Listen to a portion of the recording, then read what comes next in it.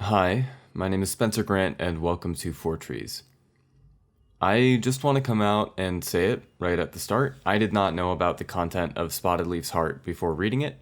I knew it was wildly disliked in the fandom, but I assumed this was because of the vague and sometimes slightly misogynistic hatred that people feel towards Spottedleaf, and maybe there were some inconsistencies with canon that ruined or undermined certain elements of other books. I did not know that it was essentially about a child predator in Thunderclan written from the perspective of the child. So, here is a content warning for this episode. We're going to be talking about that abusive relationships, paedophilia, and stuff that isn't fun. Hence, me not having a guest this week, me not doing any jokes, me doing my serious voice. This is probably the most insanely uncomfortable story I've read in a very long time. It deals explicitly with themes of child abuse and abusive relationships, and it deals with those themes in a way that is in incredibly poor taste considering the target audience of this book series. I genuinely do not recommend it to anyone, but I think it's important to talk about it because it is, whether we like it or not, a part of the series, and people like me will continue to read this novella regardless of if the fan base makes an effort to warn people away. The fan base is not some kind of all-powerful organization that controls how people will perceive the series.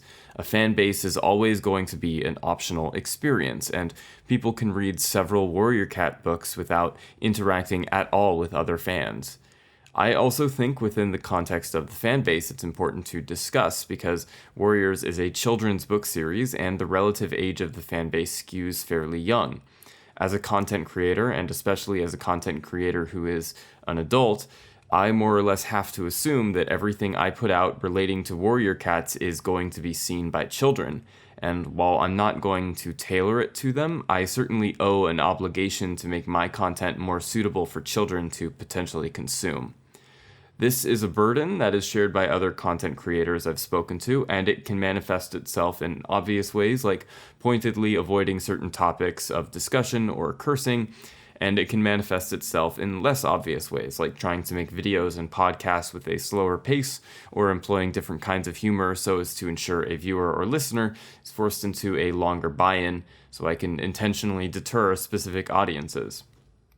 Still, no method is foolproof, and despite my Warrior Cats podcast casting no aspersions as to who its intended audience is, my analytics tell me there is a fairly substantial younger audience listening to this regardless of whether I want them to.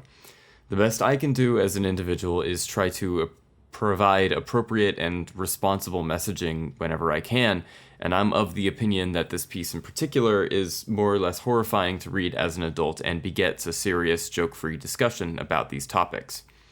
With all of that said, I will now recount the plot of the novella Spottedleaf's Heart. Listener discretion is advised.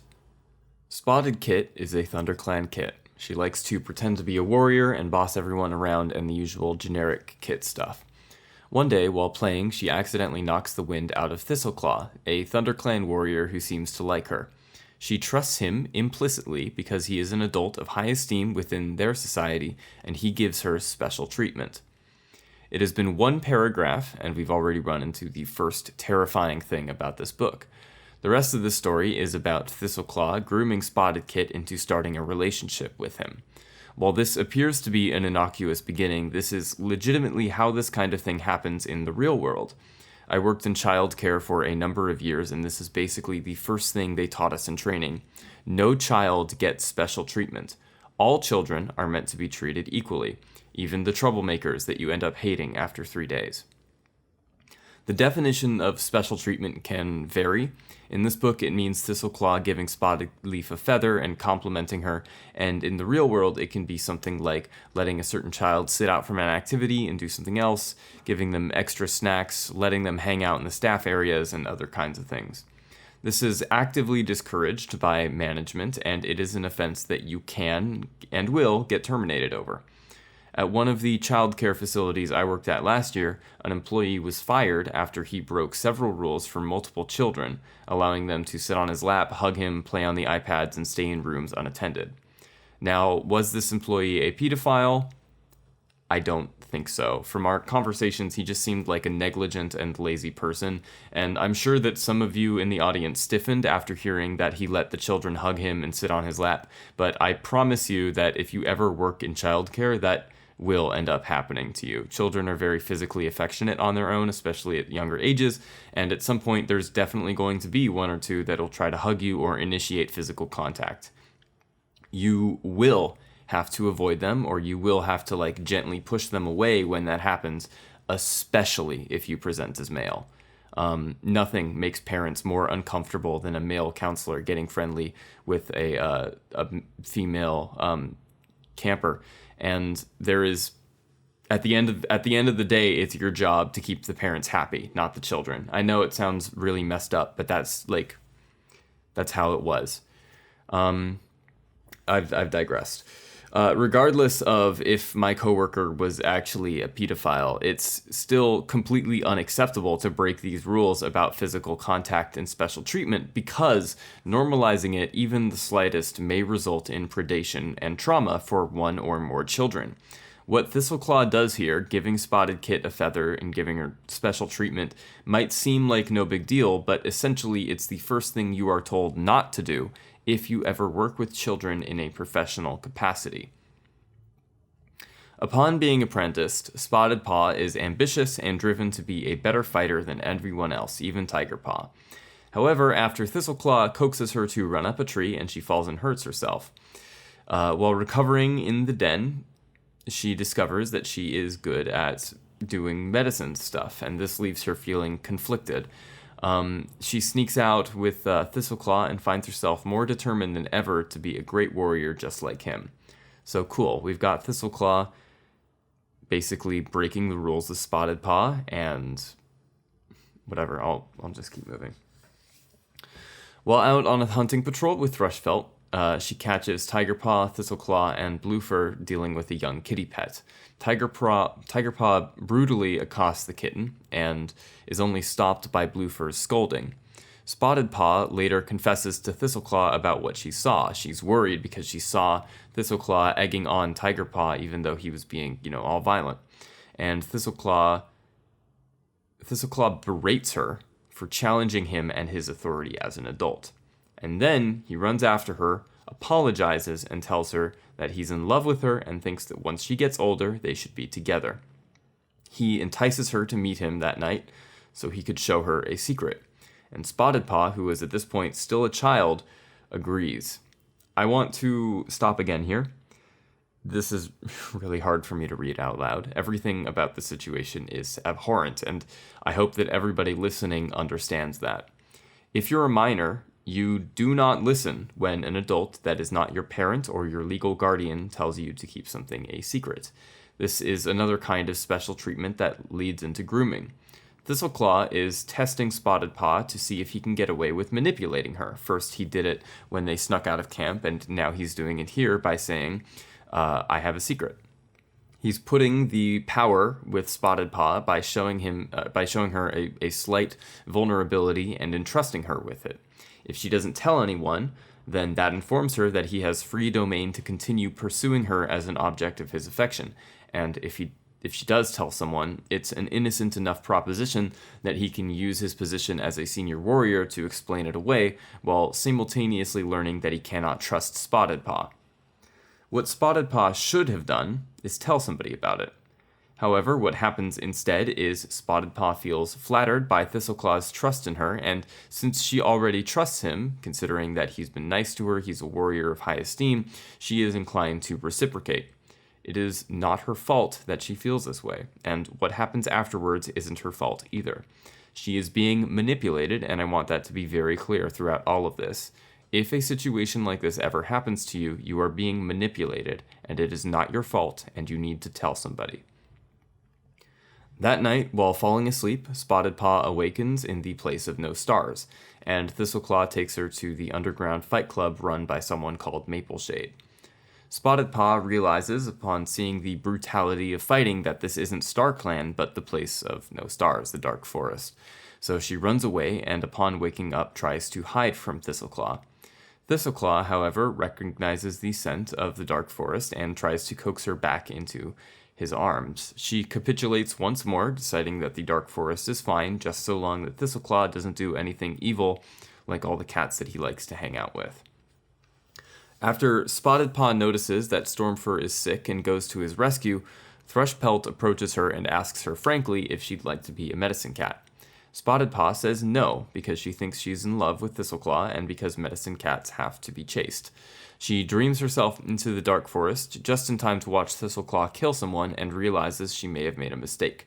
After returning to the world of the living and reneging on her ideals, she decides to become a medicine cat because she worries that if Thistleclaw becomes the leader and she becomes a warrior under him, she will be forced to fight in pointless and excessively violent battles.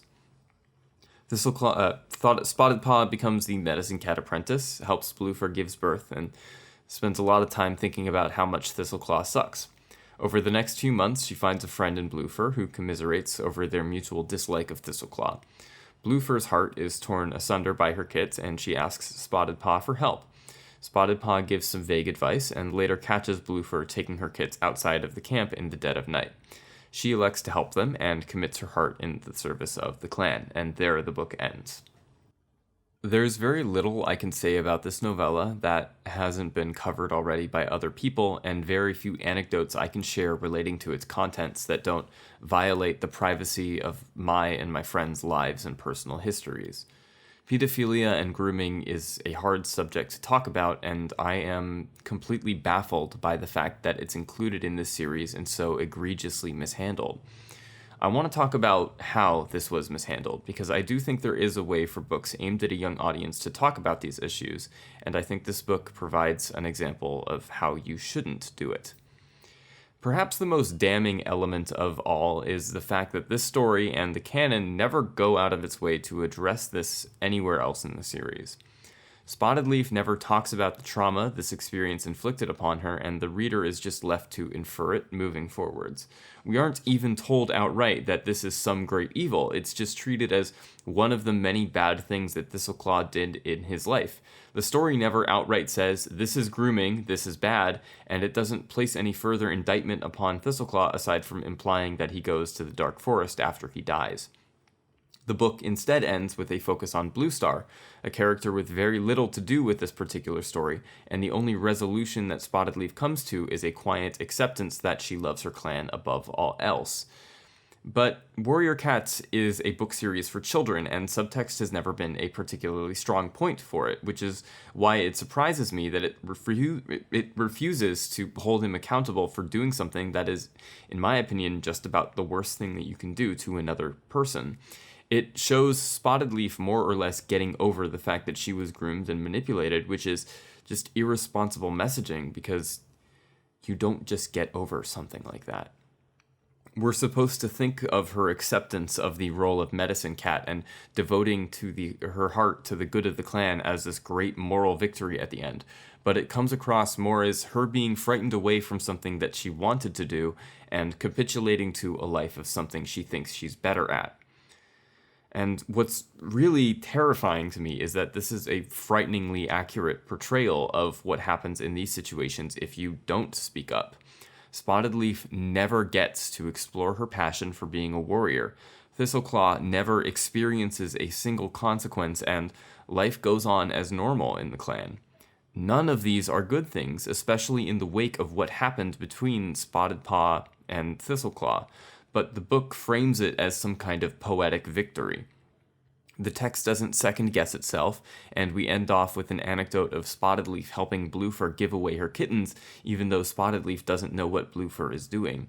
There's no narratively satisfying ending, there's no justice, and there's no personal resolution. Just like in the real world. The writers of these books owe a clarity to their audience that this novella does not deliver. Every single facet of Spottedleaf's heart is horrifying to read as an adult, but it's even more terrifying to read imagining what a child with no conception of these topics would think during their read-through. The literal only reason that Spottedleaf and the text at large thinks that Thistleclaw is bad is because of his violent tendencies. She first pulls away from him when she sees him let Tigerpaw attack a kitten. The second time is after watching him fight in the dark forest, and the final time is after she watches him kill someone in the dark forest. If someone were to read this without knowing anything else about Thistleclaw, this would essentially be their only insight into his character being bad. He's even presented as being a nice and likable character within the first half hour or so.